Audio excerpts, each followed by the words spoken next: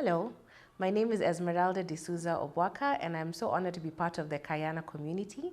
And Kayana is celebrating 3 years of existence, and it's a space where female entrepreneurs have been coming together to network, to learn from each other, and grow their businesses. Today, we journey with Shalini through her personal experiences of loss and online dating at 40. And then we learn how to bounce back with Joyce. And then we finally learn how to flaunt your genius with Hannah. Hello everyone, my name is Esmeralda and I'm so honored today to be here with 3 amazing authors who are going to tell us about their journey to publishing, and I'll let them introduce themselves. My name is Hannah Githuki. I am a business trainer, speaker, and a personal branding coach. I'm also a Toastmaster, a Rotarian, and a vision boarder. Wow, thank you so much. Hi, Joyce Gikunju. I also wear so many hats. I'm a publisher, a stage confidence coach. I'm also a launch director at BNI. Thank you. Hi, I'm Shalini Bhalla-Lucas. I'm an author, a mindfulness teacher, dance teacher, a radio presenter, and a mental health advocate. Yes, thank you so much, and thank you for joining us. Hannah, why did you write a book? Wow. I think for me, the book was out of need of people. And I like to say I don't like to write or talk about things that I do not know anything about or things that I haven't experienced. And so things that I talk about or write about are from my personal experience. And so as a young girl, I got affirmed a lot of times. My parents told me I was a confident girl, I could do it. I heard from so many people how beautiful I was, how I could be a leader. And so I grew up really with this kind of confidence that I could be anything that I wanted to be. I also grew up around people who talked a lot about purpose, finding your life purpose. And so I had this hunger to find out, what am I here for? Why was I born? Why was I created? And so as days moved on and I became an adult and I went to college, I came to this big city called Nairobi in 2005. And I found that the things that I would have been picked to do in Tigoni, I grew up in Tigoni, a small place, a small village. And so people there, we were not many of us who could speak, who could lead worship, who could lead a group, who could do these kind of things. And so the things that I would be picked to do there, I came to Nairobi and nobody could pick me because we were so many of us. There's so many of us who spoke good English, who could lead a group, who did amazing things. And so I found myself at a place where nobody was picking me. And I thought to myself, my goodness, I thought I'm all this and no one is calling me to do things. And so I said, I have got to tell people who I am, what I can do, the skills I have, and the value I can offer. And so I went on this personal journey to brand myself, and I started talking about personal branding. And I think I mentioned I'm a trainer, so whenever I would train at business events, then I would always talk about personal branding. It didn't matter what I was talking about. Even if it was corporate governance, I would always mention, brand yourself. You're in this big organization. What is your piece? What piece are you bringing to the big whole, puzzle? How are you making the motto of the organization, the mission of the organization fulfilled? And so I talked so much about personal branding that now people would call me and say, hey, I want to brand myself. I know there's something more I can do. How can I do this? And so I started doing, yes, and so then I started doing like one-on-one personal branding courses. And then I said, maybe I have more to offer. And people would ask, do you have an online magazine? What can you give us? Do you have a book? And so the need for the book then was born. And that's when I became an author, even without thinking I would ever become an author. Wow, that's really powerful. Yes. We'll get into a bit of that journey soon. Yes. Joyce, you've been known to be called the Queen of Comebacks. Why did you write a book? Yeah, good question. I was going through another deep. But this one, I wanted to come out triumphant. Wow. And more importantly, I wanted to stay on top of my game. So this time it was not going to be one more. I got tired of up, down. 1 minute you're at the top of your game, end of the year, top salesperson of the organization. And then, I get bored of the job because I'm thinking I'm number one all the time. What's more to do? So you leave the corporate world and you say, you know what, I'm brilliant, I can do business and I can be successful. And then I was so damaged, you know. So I was told what most Kenyan people will tell you, go back to employment. It was the worst. I think for me it was the thing that made me realize, no, employment, half of me shows up, the other half of me does not show up. Yeah. So at the end of the year, the employer was very kind to me. Oh, we're not renewing your contract. I asked them, where do I sign? You know, like, can I release myself and just go be me? You know. But this time I needed somebody to hold my hand. So as I found myself, you know, this one last time where I don't want to, you know, go up and down again, as I find myself like truly, and to stay on top, this one time I don't want to fall again. I don't want to fail. I was very, very clear about that in my mind. So I said, but if I don't want to fail, why don't I go to the people who are not failing, the people who are at the top of their game, and people who are forever there, you know, they're on the Forbes list, they are Kenya's billionaires. So I started looking for them. And they gave me the script. And I said, as I find my script, can I also help other people? Because that's just the kind of person I am. As I find my script, can I also help other people? So as I found my script, I said, let me put it in a book. Yeah. And that's how Bouncing Back and Thriving was born. And for those of you who don't know or who have not read Hannah's book, her book is called Flaunt Your Genius. Shalini, as we get to you, you've written 1, 2, 3 books. How did that come to be? So I always wrote from as a child, and then as an adult as part of my business, which is a dance fitness company in England, where I trained instructors in my style of dance. I always wrote for newspapers, columns, my own blog, and I started many books about women's empowerment and self-care, and they never actually got anywhere. I've still got drafts gathering dust. And then my husband was diagnosed with cancer in 2014, and he died in 2016. And a year of grieving and realizing that I actually didn't want to live anymore, I thought, what will my legacy be? And so I decided to write our story and write about mental health, because I'd suffered from depression as a result of family estrangement and stress at work. I wanted to write about his cancer journey, what bereavement felt like, and I wanted to leave it almost as a note, a suicide note, if you will. And as I wrote, I started it, he died July 2016, I started it in September 2017. It became a very cathartic process. And I realized what a beautiful life I'd had with him. I was very fortunate to have had 19 years with him. And as I wrote that story, I realized that I had more to do. I wanted to talk more about mental health and grief and bereavement. And so I carried on writing. I didn't end my life. And I published in a year later, about 8 months later, in July 2018. And 3 months later, the book became an Amazon #1 bestseller. And I knew that I had really found my purpose. So writing was so fulfilling for me. But those messages I was getting from people saying, I've read your book, I've had depression too, I've read your book, I lost somebody that I loved, I read your book, there was spirituality in that, I never understood what that was. And I end on a note of hope. And that was how my first book was born. Wow, that's really powerful. And I really admire that each of you has used your own journey, and you've been so selfless in it. In as much as it was about you and the opportunities that you wanted, you wrote about other people as well and how, you know, branding has helped them. And you've written about other entrepreneurs, and so the rest of us who are entrepreneurs are able to learn from that. And you shared your experience, and you say it so casually that I didn't end my life, but it's such a big deal, especially now. So many people are going through, you know, are suffering, you know, in terms of mental health. And it's so admirable, and congratulations to each of you for doing that. Thank you. Hannah, I have a question for you.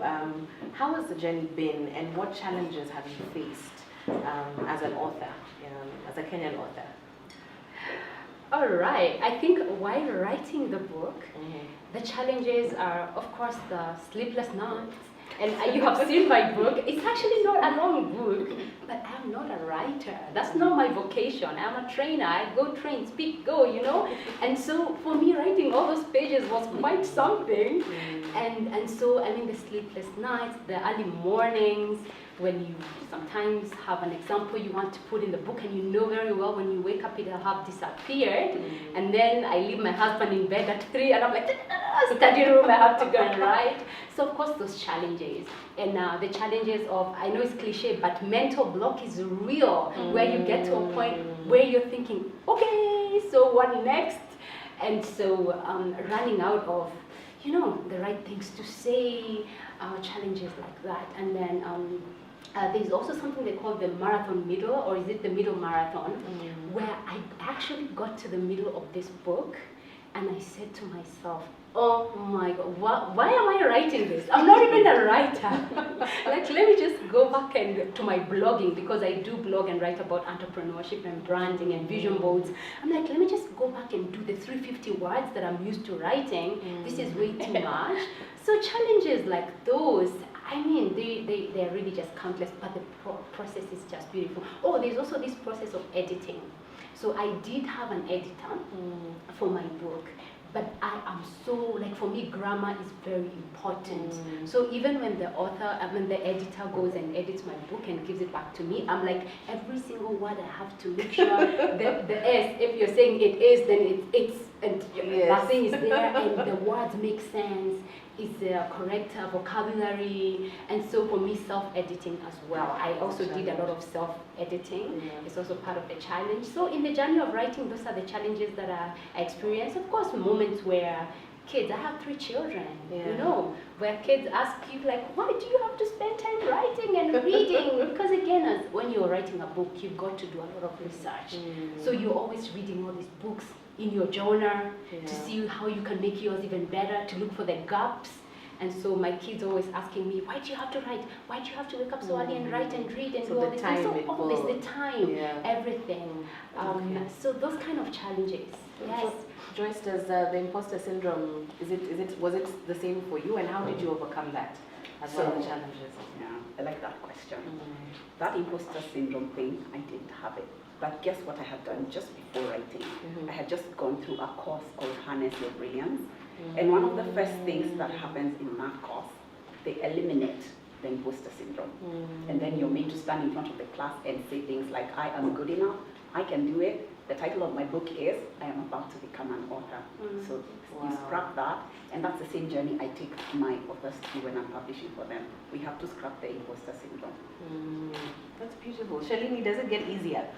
At book 2 or 3, was it easier? The challenges, how do you overcome them? And yeah, I think so. I think you have to treat writing as a job. So, and I know that a lot of people do writing around their proper jobs, so to say, but you have to be dedicated. You have to sit down every day and write a number of words. And hey, I've written a lot of rubbish, I look back on it and think, gosh, you call yourself a writer. But then once you get in a zone, there have been times when I look back and go, wow, I wrote that. So I don't have imposter syndrome, because I think if you are serious about publishing a book, you start calling yourself an author. And exactly like that, I do a pen to published, where I take people from their ideas to published in 4 months. And I start their first email as, dear authors. Wow. You are an author because you have started writing this book. My second book, Online Dating, was born 18 months after my husband died. My father passed away, and at his funeral, I realized I really want to live again. So I was here in Kenya for my dad's funeral, went back to England, and I went on an online dating bonanza spree. I'm not quite sure what word to use. And in 7 months, I dated, I spoke to 50 guys, dated 21 of them.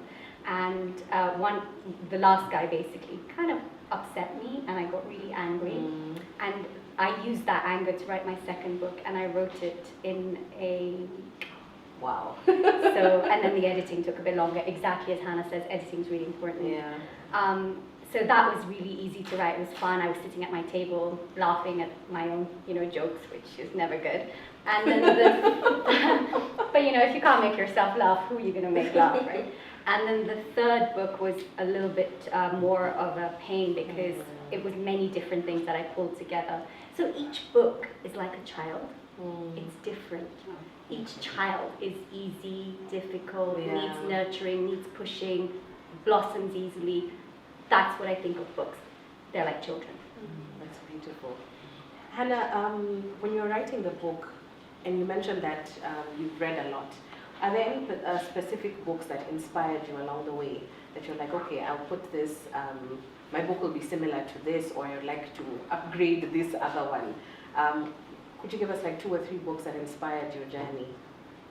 Yes, a lot of podcasts, personal branding podcasts, but then the books would be Jen Sincero. I sort of feel, I don't know if you've read her books, Badass. Badass, you're a badass, Yes, badass yes, at making yes, money. yes. No, so I like her style because as a person, I'm very playful. Actually, even like in my sessions, like yes, it's a serious subject, yes, but we wanna play a little bit and have some fun. Like because I teach adults, and you're not gonna teach adults like if you want them to really get it, you're not gonna lecture them. And so I like making my classes fun. And so even my book, I love reading fun books. Yes, there's business books. They are business books, but then they are fun books. So Jen Sincero, yes, you are a badass. Yes. And how did you decide who you are going to pick to write about in the book? And that I noticed is something Joyce has done as well. How did you decide which brands you want to use? And was there a process in learning more about them, doing research? Are there any approvals you need to get from the people you are writing about and referring to in the book? Oh, that you're talking about the chapter 3, about the brands that I admire. Yes. For me, I really just trusted my gut because there is many personal brands. Let me not say there are many. They are there. They are not so many, but they are personal brands that I admire as a person, and I learn from them. So what I did is just pick 4 of them, and I said I was going to pick 2 men and 2 women. Then I was going to pick 2 Kenyans and 2 non-Kenyans, and then I also wanted to pick people who didn't come from a very privileged background, and then 2 who came from a sort of privileged background, so that just to show people that branding is for everybody, because there's this thing, people think branding is for celebrities and politicians, and so I just thought, let me bring these people here so that people can see that branding can be for anybody, wherever you're coming from, whatever your background is. And I totally admired the people that I picked because of their qualities, their resilience. There is something that speaks to me about all of them. If I start talking about it, it will be a very long conversation. But there's something that I learned so much from Oprah. I just love him. I love Richard Branson because of his bad boy business kind of attitude. I love Julie so much because of just how sober she is, sober and authentic she is when she's discussing issues. And then of course Churchill, coming from where he's coming from and raising other people to stand on his stage and not fearing that they could come and outshine him. That is branding. When you brand yourself and you have your story, you really don't care about what other people do because it's your story. And so I admire them all differently, but they speak to me in such different and powerful ways. And that's how you decided on them. Yes. Joyce, how about for you? And I like that you balance both men and women and the different backgrounds. How was it like interviewing them, and what kind of was it hard to get them to feature for them to allow you to feature them? Was it hard? That's a good question, and I get that question a lot. Like, how do you get billionaires? How do you interview them? Where do you find them? Let's start with the fact that I found them on LinkedIn. Wow. And then when I get one and I go for the interview and I'm wrapping up, I say, oh, by the way, could you please introduce me to so and so? And they're like, sure. And I get the number. And by the time I'm calling them, they're aware that I'm calling them and what I'm doing. So yeah, it wasn't so hard because I had really built a network on LinkedIn. Yeah. As to how I chose them, going with my gut. I have been watching you, following you over the years. I see how you do business, your reputation, sense of humility, very important. Are you accessible? Are you willing to help? I call it sending the elevator down. Are you willing to send the elevator down? And is it true that there's room for more at the top? And that alone corners them. I mean, if I was asked that question, I'm like, yes, I want to. Has anyone ever said no? Did anyone say no? No. Brilliant. So it's also how you approach them. Exactly. How you approach them, how you also brand yourself. Like Hannah said, how do you position yourself? What does my bio sheet look like? So I used to send my bio sheet and then I see what the book is about. And I send out the information and then the PA calls me and says, Joyce, we're slotting you in. Sometimes even 90 days away, but I'm like, you know what? 90 days, I want to wait. Because like I said, I'm not going back down. I want to go to the top. Yeah, so it was serious. love I used that. to wait up to 3 months for an interview. Okay. Yeah. Shalini, your book is very personal, and you tell stories of different people in your life. How was that in terms of challenges? Has anyone come up and said, no, this is not how it happened, or this is not how I remember it? Because it's a very, very personal. Yeah. So have you got any backlash, so to say, from family, from the different men, 50 what men? So the first book, I had a very strong team behind me. I had a publishing consultant, I had a writing consultant, I had a fantastic editor, and I also had a lawyer. Because when you write a true story, you could be sued for libel. So when I sent the manuscript to the editor and the lawyer, there was a chapter that they wouldn't let me publish. And it was a chapter about Jeremy's daughters who I'd fallen out with, Jeremy, my husband. And it was actually written in anger, and they were absolutely right to tell me to take it out. And that's what you pay professionals to do, to guide you. And when they tell you something's not right, you listen. So, and I'm so glad I did, because as the editor said, forget the legal side, the moral side is, do you really want to show them in a bad light? And will you be able to read your book in, say, a year's time, 2 years' time? And why are you making the story about them? This is your story. The lawyer just said, don't do it, you get sued. And so what I did was, when I did online dating, I didn't use people's names. I just used, I used things like the unreliable fish for a guy who was completely unreliable, and when he kissed me, I thought I was kissing a fish. So you give different names to people, and you also change things about them, so that they could never really identify themselves. I think the only person who really came to me was my cousin, who said, always with you, because there was a family rift as a result of my relationship with Jeremy, and he said, that's not how I remember it. And I said, well, that's my story, it's my truth. If you have a different story, write your own book.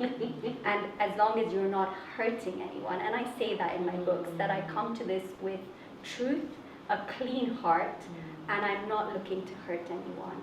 But I do need to tell my story from a place of authenticity. And so that's really, I'm very clear on that.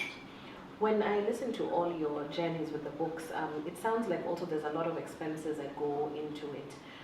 Would you be willing to just give a range of what that journey looks like? You mentioned so many consultants that you use. How's it been for you, Hannah, in terms of expenses? Is it, if I decide I wanted to do a book today, how much does that cost on average? Yeah, I mean, I think it depends on first how many pages you're writing, how fancy you want your cover to look like. Yeah.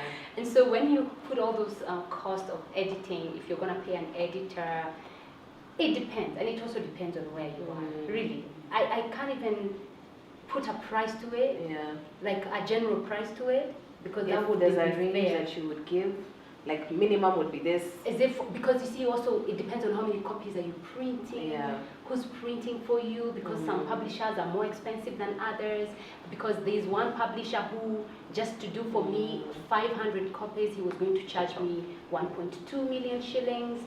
What? Yes, to do 500 copies, and then there's one publisher who wanted to charge me 250,000 shillings. And so I think there's depending on who are you gonna shop around, because it depends on who you're gonna go with, and I don't know. And some quality, some very affordable down there could be very good quality, and another person up there could be charging you because of their brand. Remember, when you have a brand, you can charge and you can get paid. Yes. And so I can't really put a price on it, but shop around. Shop around, yes. Joyce, if you're to give advice to people who are aspiring to be authors, what would be the 2 or 3 things that they have to look out for, or the absolute must-haves when you're going through the journey of writing a book? You have to give yourself full permission.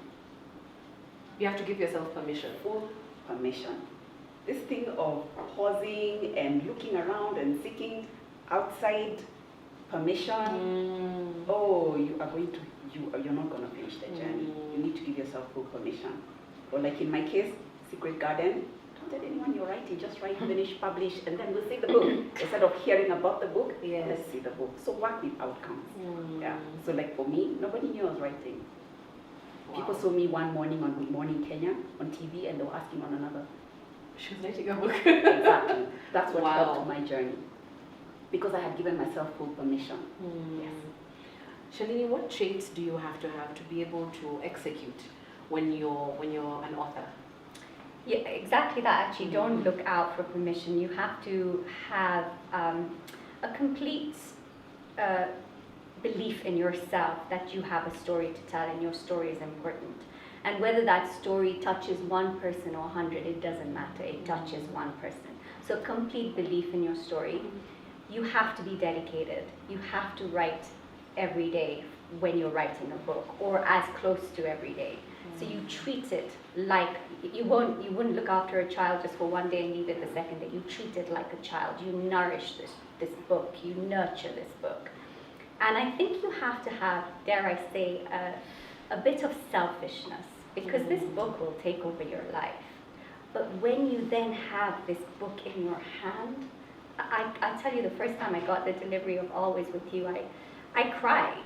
Wow. I cried with joy, with sadness that Jeremy couldn't see it, with this, I'm sure the ladies would agree, it was like this feeling of achievement that I don't have children, but I felt like I had given birth to a child. I'm sorry, I keep using that analogy, but it really feels like that.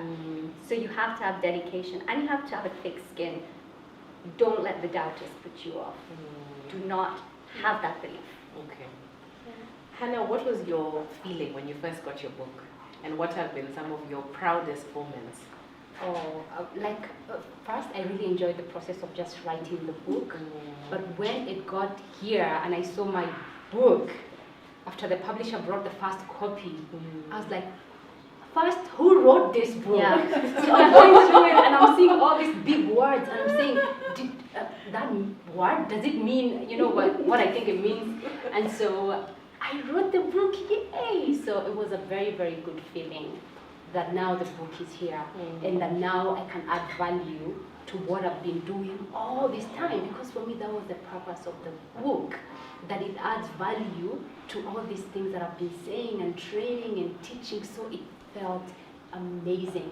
What other question was that you asked? What are your proudest moments? Oh, from feedback that people, you've gotten? I was just telling her right now. I mean, when we came from down there, Oh. and they left me and they went on the elevator because a girl pulled me, and she said, I said, oh my God, who's paying the bill? Is it me or is it Pat? Yeah. Because we took tea, and she said, no, it's not about the bill. Is your name Hannah? And I said, yeah. She said, oh my God, Hannah, you are, like, I changed jobs. I listened to your radio book, I changed jobs. Like, see, I'm here now. And your event at I don't know where. Yeah. Like, oh, I'm so happy. So those things, the stories, they make me feel so good. I'm like, my goodness, I'm living my purpose. God is happy with me. I am happy with myself.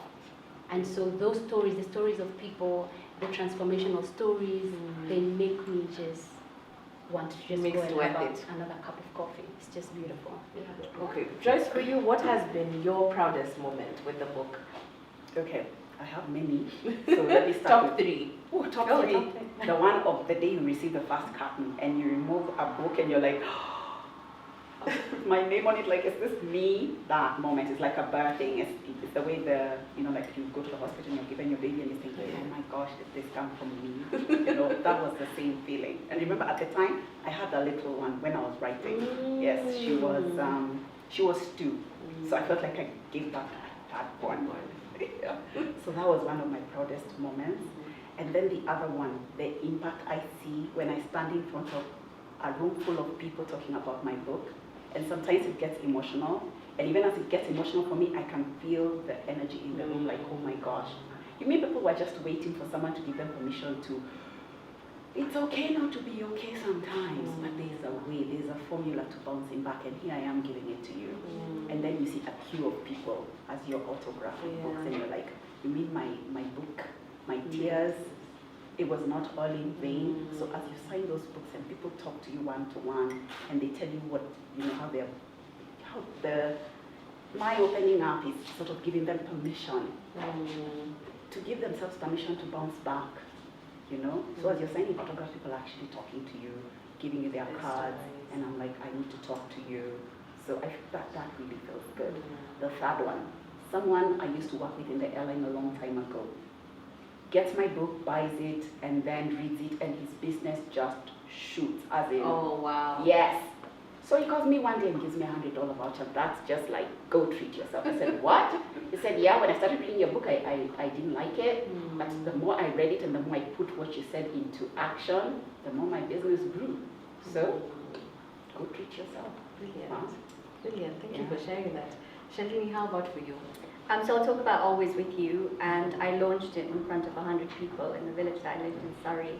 And to have those people show up just to celebrate this book was amazing. But for days afterwards, I got messages saying, I devoured your book in a day or 2 days, and this is the message I got, and thank you so much. People were saying things like, thank you for explaining what depression is. I have felt that for years, not being able to talk about it. Or I too have felt suicidal after the death of whoever, and I've not been able to get help. So that was very powerful. The second was when it became an Amazon bestseller 3 months later, and it became an Amazon bestseller on the day of what would have been Jeremy's birthday, 10th of October. So that was just a powerful. And then as a result of the book, I have also received many amazing projects. And one of them was I was chosen as one of 6 inspiring women in UK by Tresemme, the hair company, to talk about powering your presence. And that was as a result of the book. So the book has opened up opportunities and experiences and like this, connections that I would not have had if I didn't have the book. And for me, it's about connecting with people. That has got to be my top moment. Do authors have a favorite paragraph in a book or a favorite line? Do you each have a favorite part of your book? Okay, would you mind reading it for us? And why it's your favorite as well? What does it mean to you? Because it seems like each of you has, this is your story. Your stories of triumph, and it's brilliant. So go ahead, Hannah. Yeah. Which part? Mine would be page 32 for me.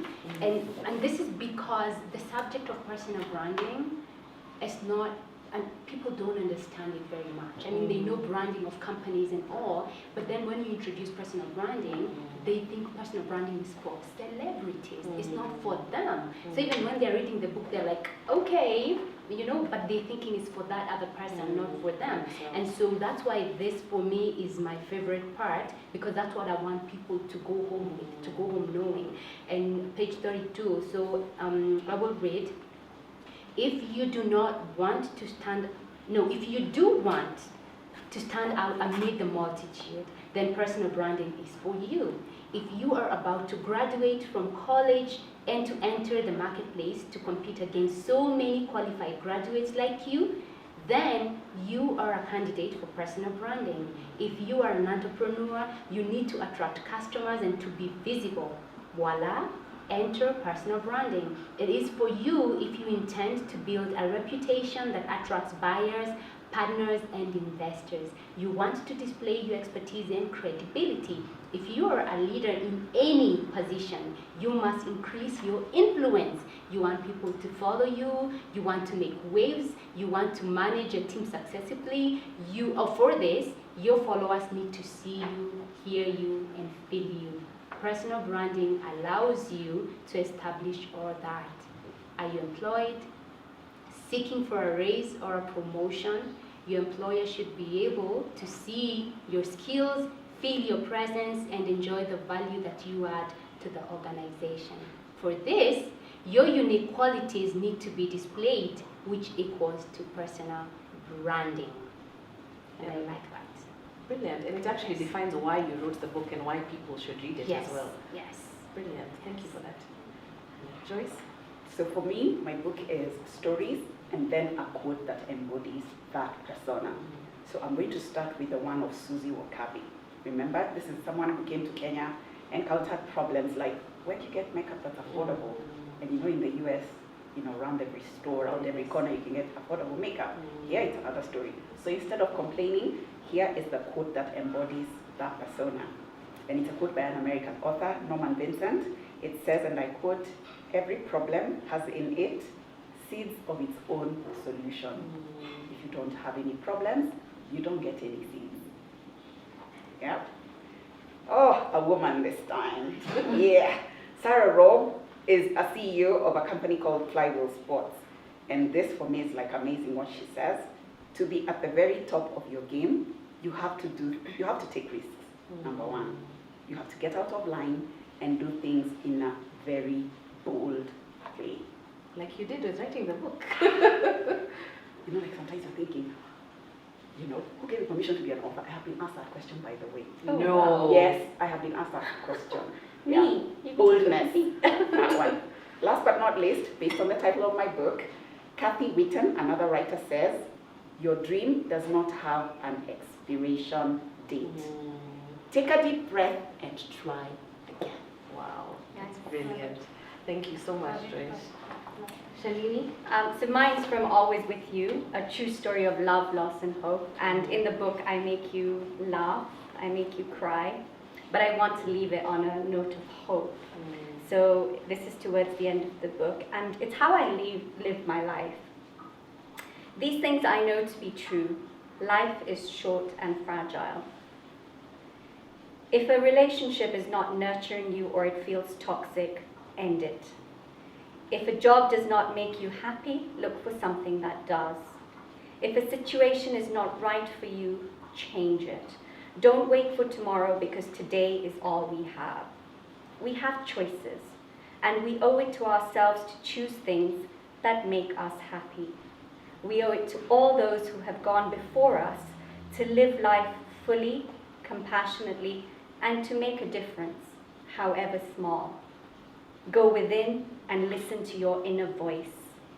Trust yourself and trust your instincts. Against all odds, against my own family's advice, I chose Jeremy all those years ago. I'm so glad I did. Because if I didn't, I would have missed out on the best things to have happened to me. I would have missed out on the best and happiest 2 decades with the most beautiful person I have known. Loving Jeremy was not just a decision, it was my good fortune. It was my destiny. For that, I will be forever grateful. Each day, as my energy clears and the dark clouds of grief lifts, I begin to hear Jeremy more and more. I begin to feel the hand of his guidance on my head. I hear him whisper, I am here, always with you. And so, I know he will be with me for the next part of my journey, wherever it may take me. And that fills me with hope. Thank you so much. That's so powerful. Thank you very much, each of you, for spending the time and sharing your journey with us. It seems to have been quite an experience.